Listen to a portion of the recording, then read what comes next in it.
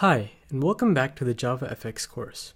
I'm Kiran, and today we'll be going over the JavaFX user interface. We'll learn about the different UI components of JavaFX and how you can use them to structure your app.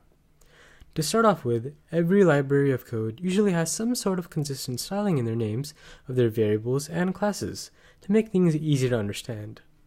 JavaFX uses something that's pretty interesting. It uses the terminology of putting on a theater play. For example, the app's window is called a stage, and the different pages you can use and swap between are called scenes. Like how in a Romeo and Juliet play, you can see multiple different scenes that focus on different parts of the story. Similarly, you can have different scenes, such as ones for the login page, the settings page, and even the home page. And you can allow the user to switch between them with a simple click of a button. Now, every scene contains something called the scene graph, which is simply just a list of all the different UI elements it contains. Now, this is unfortunately where this fun analogy ends. If you thought each UI element was going to be called something like actor, they actually just decided to call it node. Nodes are the entire building blocks of the app, and there are lots of different types of them. Let's take a closer look. There are two big categories of nodes, panes and controls. Let's start with panes first. They're used for the organization and layout of elements. They contain many pre-built and commonly used layouts that you can add to easily organize how your elements look on a page. This is a list of all of them, but I'll briefly go over the most commonly used ones for now. First off, take a look at the border pane.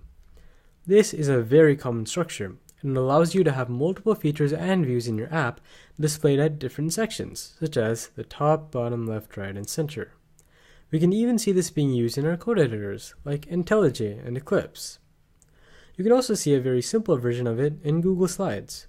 And note that all the sections don't need to be used, like how the right pane is missing in here. You can even allow the user to collapse and customize these panes in the app. For example, a few apps like Adobe Photoshop, Sketch, and Keynote allow the user to customize their own screens. If you've noticed, it's commonly used for complex tool-related software, because the multiple sections are easily configurable and are perfect for displaying multiple features of the app all in one scene. Next, let's take a look at the grid pane. It literally just displays a grid of elements, which is cool if you want to display data, play Minesweeper, or in this case, show some photos. But in reality, it actually has many more uses than just that. It can also be used to create complex user interfaces by allowing nodes to span across multiple grid boxes. For example, in this layout right over here, we can make the login title span across 3 tiles, text fields across 6 tiles, and the buttons across 3 tiles. Now, the two things you're probably going to be using the most, though, are these things right here, called V-boxes and H-boxes. They're extremely useful for organization, and they're used basically everywhere. V-boxes are simply boxes that stack nodes vertically, and H-boxes, well, horizontally.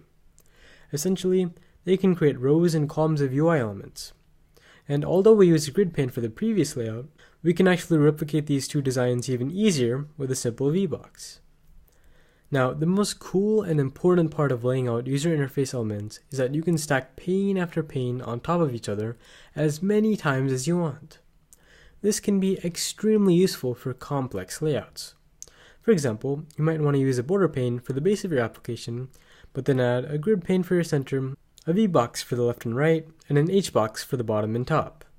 But name a more iconic duo than V-box and H-box, because you can create almost any complex layout with just those two, and you'll be using them a lot as well.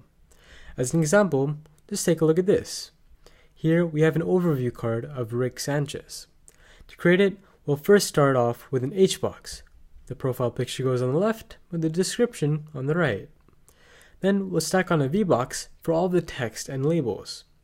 And finally, for the followers text and the button right next to it, we'll use another H-box. To sum it up, it's an H-box inside of a V-box inside of another H-box. So although they may look simple, using boxes can make layouts very easy to create, and you can stack even more as the layouts become larger and larger. Now, this was just a brief overview of panes, and there are many more with other organizational features. So be sure to take a good look at the documentation, because these panes can save you a lot of time if you find the right ones. But if you can't find a pane that fits your layout and you're doing something weird or cool, You can manage these layouts and positions of your elements manually by using something called a group. Next, let's move on to the controls. Controls are simply any UI elements that you can interact with on screen, such as buttons, text fields, checkboxes, sliders, and a lot more. So overall, when designing your app, you simply need to organize all of these elements using the right panes and controls for the job. So with that, I'll see you in the next video.